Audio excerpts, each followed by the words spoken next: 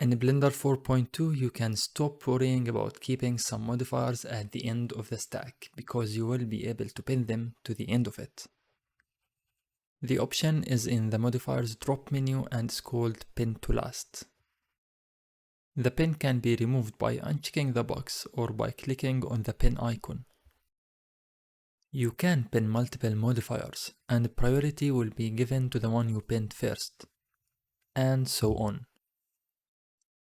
Also, the new Shade Auto Smooth system added in 4.1 will now go the undestructive path by default, automatically adding a smooth by angle modifier and pinning it to last, because it should be kept at last for proper results.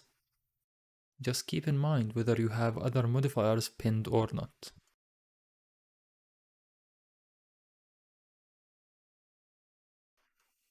And that's about it. Peace.